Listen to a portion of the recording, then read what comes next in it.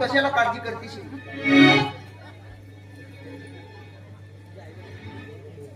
आणि तुझ्या आई वडिलांची परमिशन मिळेल ना आपल्याला? काय अरे बोलत का नाही? अगं नाही सरिता, अगं आपलं लग्न होणं कदापि शक्य नाही सरिता, कदापि शक्य नाही.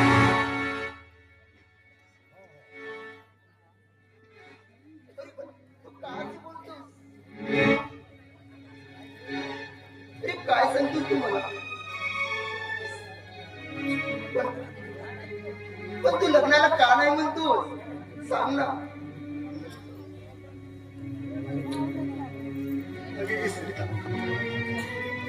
अगं काय सांगू ग माझी कर्म कहाणी. अगं माझी कर्म कहाणी सांगताना माझ्या डोळ्यात पाणी येतोय ग सरिता, पाणी येतोय.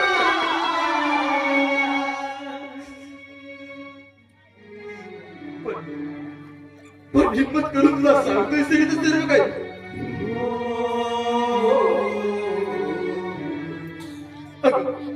अगं मी लहान असतानाच माझी आई देवाघरी निघून गेली ग.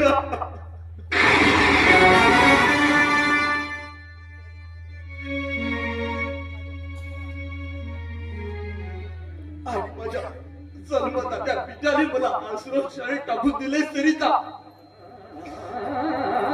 माझ्या कळ्या खांद्यावर खेळणारी माझी बहीण, अगं तिला घेऊन माझे बाबा कुठे गेले पुन्हा ठाऊक सरिता, पुन्हा ठाऊक.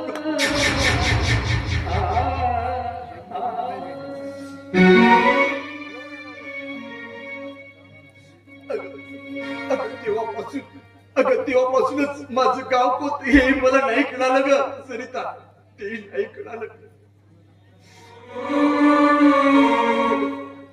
अगं अशा वागण्याने ना मला घर ना दार.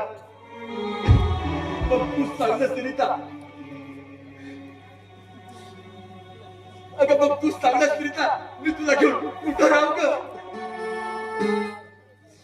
आणि तुझ्यासोबत संसार तरी कसा टाकू ग सरिता, संसार तरी कसा टाकू?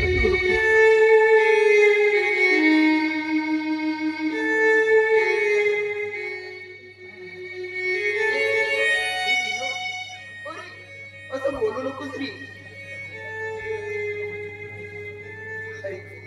तुला कुणाचा आदर नसेल ना, तर मी घेऊन जाईन तुला घरी माझ्या.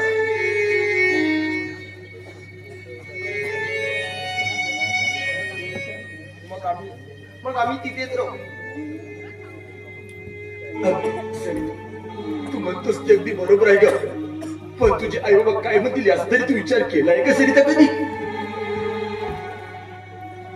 आणि मला वाईट समजून नक्की मारून या घराबाहेर काढून देतील का सरिता?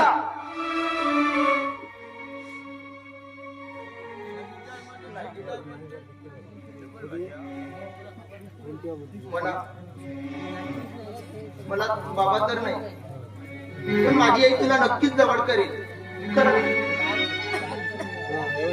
पण मी तुला एक गोष्ट सांगू.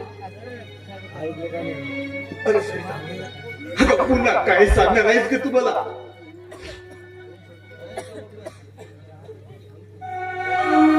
आणि माझी आई नाही का पैशाची नाही का खूप हावरी आहे. आणि आपण तिला नाही का सांगू का यांच्याजवळ खूप काही भरपूर पैसा आहे. मग त्याच्यानंतर तुला तर जवळ घेईलच माझी आई.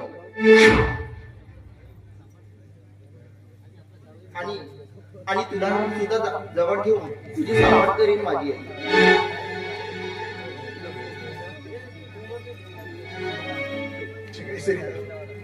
तू म्हणतोस ना ते अगदी बरोबर आहे ग. तुम्हाला खूप छान आयडिया दिली सरिता. यानंतर स्मृती असं तसाच संबंध दिली चालेल ना तुला सरिता?